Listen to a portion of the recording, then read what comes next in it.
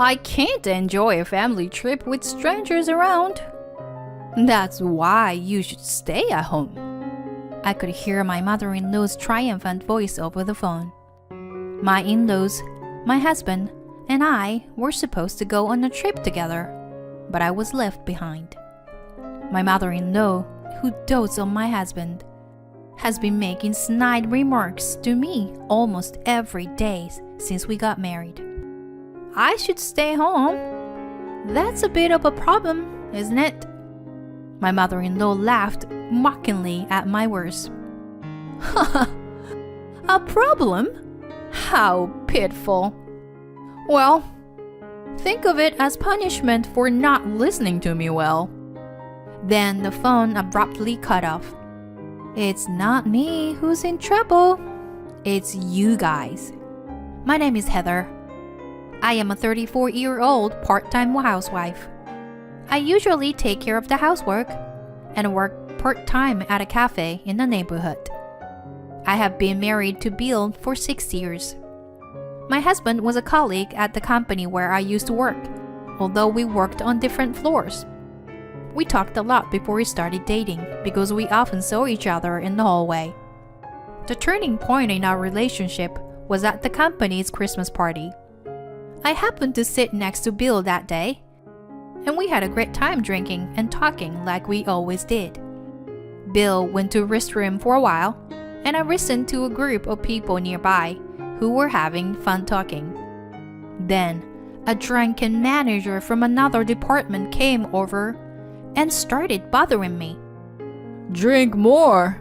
Come on. You're young. I was confused about how to respond to the manager, who I didn't have much interaction with. Just then, Bill, who was in the restroom, returned. Bill looked at me and the manager alternately, then gulped down the drink manager had given me and said, Chief, it seems like the table over there is having a good time. Why don't we go there together? He took the manager away from me and led him to the other table. This was the start of my realization that I was attracted to Bill. After dating several times, I confessed my feelings to him, and we officially started dating. 6 years ago, we got married, and although we don't have any children, our relationship is good. However, there is one thing that I am worried about, which is my mother-in-law, whom we are currently living with. After we got married, Bill and I lived in a small house together, but the next door caught fire, and our room was also flooded. We had to evacuate somewhere else while waiting for the recovery process to finish, but we didn't know where to go. Then, Bill's mother offered us to live with them, and we gratefully accepted.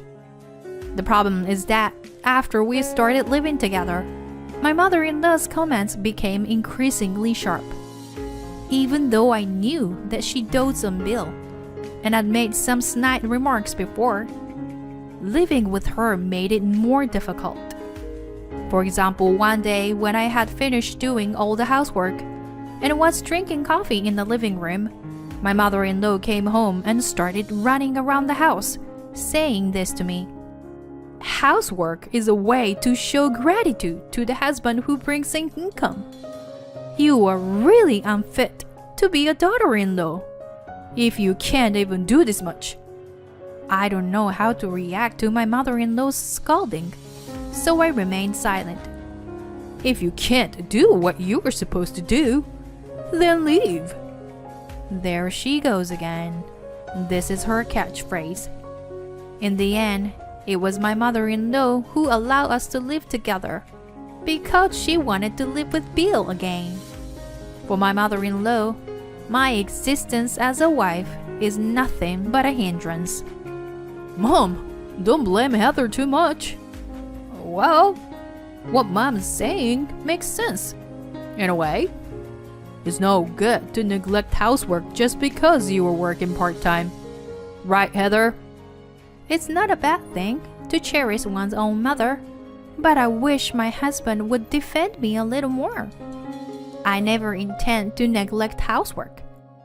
Even though I work 5 days a week for a short time, I never neglect the housework for 4 people.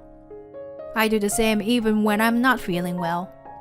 On the other hand, my mother-in-law, despite being a housemaker, is playing around every day. I've never seen my mother-in-law do housework since we started living together. But since I'm living under her roof, I can't complain to her face. In this unfamiliar environment, I was just enduring it. Then one day, Bill suggested that we go on a trip. Just the 2 of us, which was unusual. Do you want to go to a hot spring? How about next month?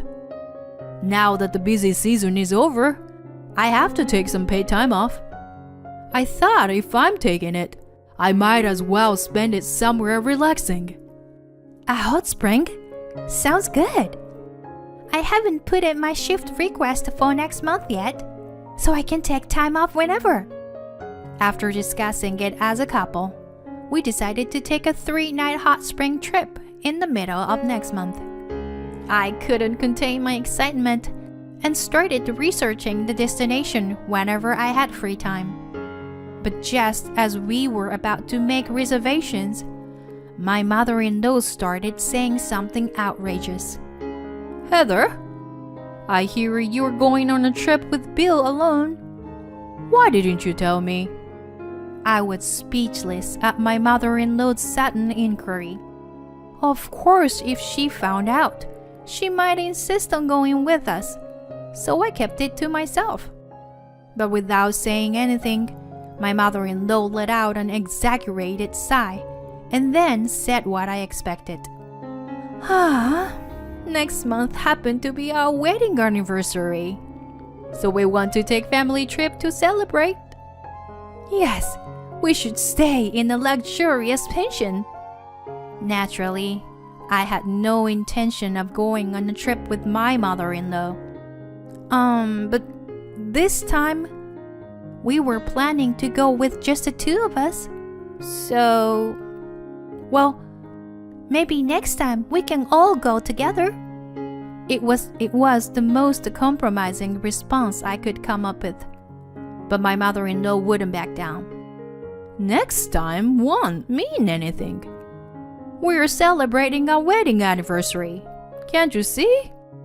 Well, if that's the case, why don't you just go with your husband? Just as those words were about to come out my mouth, Bill returned home from work. Welcome home, honey. We're just talking about the trip with Heather. Oh, I'm so excited. My mother-in-law was full of enthusiasm and started talking to my husband. And Bill was agreeing with her as if it were obvious. I wonder if Bill might have said something to his mother behind my back. Well, if Mom is looking forward to it, why don't we go together? All 4 of us. Shall we put off our plan this time? Okay, Heather? Then, as if always invisible, my quiet father-in-law joined and said, Oh, a trip? That sounds great. I had already become unable to refuse the situation of me and Bill going on a trip alone. All right then, next time we'll go just the 2 of us. Although reluctantly agreeing, Bill showed a relieved expression. I was not quite satisfied, but there was nothing I could do about it. I thought I would at least try to push for places to visit and local food that I wanted to eat. My lazy mother-in-law had no objections to me deciding on all the hotel reservations and sightseeing schedules. And the day of the trip arrived. We had finished all our packings, so we planned to have breakfast before leaving the house. When the alarm clock went off and stretched out my body in place. Bill? I noticed that my husband, who should be sleeping next to me, was missing. I thought maybe he had already gotten up and started getting ready. so I headed to the living room for the time being. However, there was no sign of Bill in the living room. Furthermore, his parents were also missing from the bathroom, kitchen, and entrance. No way! I had a bad feeling and called Bill's cell phone, but the phone didn't connect. Next, I called my mother-in-law's cell phone, and she immediately answered. Oh, Heather, what's wrong? Bill is driving now, so he can't answer the phone. Driving? Where are you guys now? When I asked, my mother-in-law answered with a carefree tone. Where are we? You were saying? We're on a family trip, of course. We can't enjoy a family trip with strangers, so you should stay at home. I could hear my mother-in-law's triumphant voice over the phone. I should stay at home? That's a bit of a problem, isn't it? I said, and my mother-in-law laughed mockingly at me. A problem? How pitiful! Well, think of it as punishment for not listening to me well. After saying that, my mother-in-law hung up the phone forcefully. I covered my face with both hands, and my shoulders shook, not with sobbing, but with a big laugh. Just enjoy yourself, dear. You will soon regret leaving me behind. I immediately opened the hotel reservation site and booked a luxurious hotel in the tourist spot we were supposed to visit today. I also made a reservation at a restaurant where I could have a delicious meal. It was a reservation just for one person, for me. All right, let's enjoy myself. I got ready and took my luggage onto the cab. Since I had researched various tourist spots, I wanted to visit them. It was a small tourist spot, so I might run into them, but I didn't care. I decided to forget about them and enjoy myself to the fullest. I entered a small souvenir shop that caught my eye, went into a fashionable cafe, chatted with the locals, and enjoyed my trip. As the day drew to a close, it was time for check-in. The hotel I had booked was the most luxurious hotel in the area. As I passed through the hotel's automatic doors and headed towards the check-in counter, I heard a woman's loud voice. Why can't we stay? I told you I pay if it's about money. As I looked closely, it was my mother-in-law who was causing a commotion. The hotel I had made a reservation for them was not this one. As I kept my distance and watched the situation, my husband noticed me. Hey, Heather, what's going on? You made a reservation for a pension, but we couldn't stay there, so we came to this hotel. And now we can't stay here either? As he said that, he started to get closer and closer to me. My mother-in-law also approached, her face turning red with anger. Yes, that's right. The pension wouldn't give you the keys unless the person who made a reservation was there. It's a security measure. That's why I told you. It will be a problem, didn't I? Finally, they seemed to realize how foolish their actions had been. My mother-in-law and husband exchanged glances. Their faces deflated. Just as they were about to cause more of a scene, several hotel employees rushed over to us. They quickly ushered my in-laws and husband outside, where they looked quite ridiculous. How dare you, Heather? We will stay at an even more luxurious hotel than this one. I felt somewhat refreshed and checked in with a smile. The beautiful interior and luxurious decor made me feel like I was in a dream. As I sat on a sofa in the lobby, I heard a group of women next to me, giggling and talking about something that caught my attention. Hey, Do you know about that hotel near the museum? There is a really bad rumor going around. Apparently, in the rooms on the second floor, people hear hallucinations and have all their belongings stolen. What? Is that true? That's not all. Apparently, someone even murdered there. And they still don't know who did it. We're lucky we're staying here, aren't we? Creepy.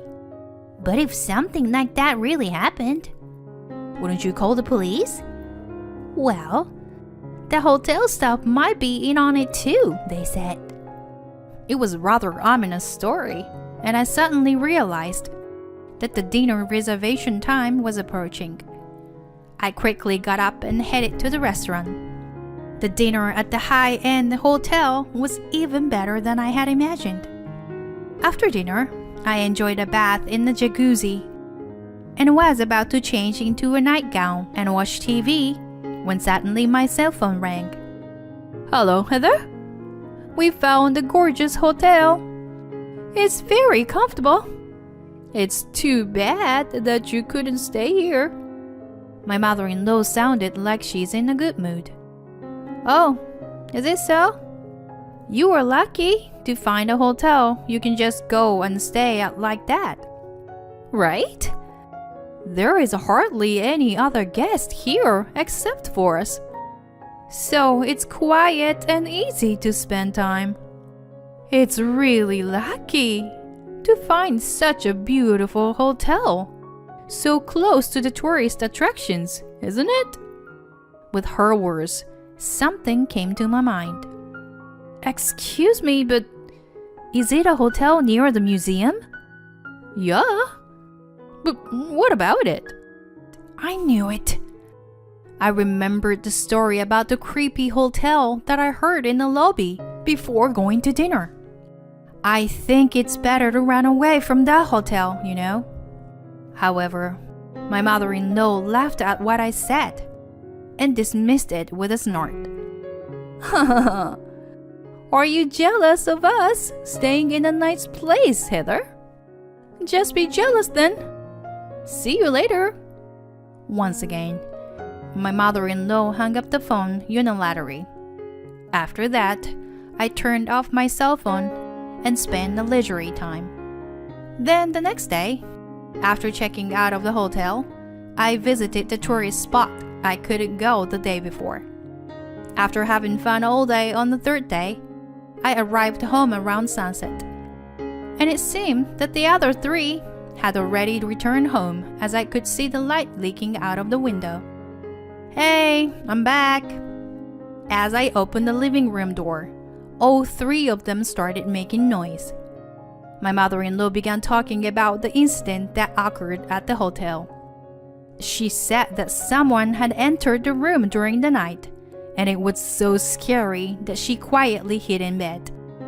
When she woke up the next morning, her wallet, phone, and all of her other belongings that were on the desk had disappeared. The three of them were in trouble and had to use the change that Bill had to call relatives who lived nearby for help. Fortunately, the relatives came quickly and paid for the hotel bill, allowing them to return home safely. Now, they are planning to go to the police station to file a report, and their anger is directed at me. Yes, directly or indirectly. You are also responsible for this incident, Heather. Even if you say that, if you had not left me alone and went on a trip, this would not have happened in the first place, right? When I honestly conveyed my thoughts, my husband raised his voice. Shut up! Don't talk back to me like that. I can't deal with you anymore. I'm divorcing you. I was stunned and couldn't say anything. But soon, I went silently to our bedroom, took something out of my cabinet, and showed it to him and his mother when I returned to the living room. Fine. I don't need a husband who won't protect his wife from being bullied. Bill's face turned pale. I had taken out divorce papers that I had prepared just in case this day would come. Did he not think I would agree to it? He looked totally shocked that I agreed to the divorce. Then my mother-in-law took advantage of the situation and started pushing for a divorce to him.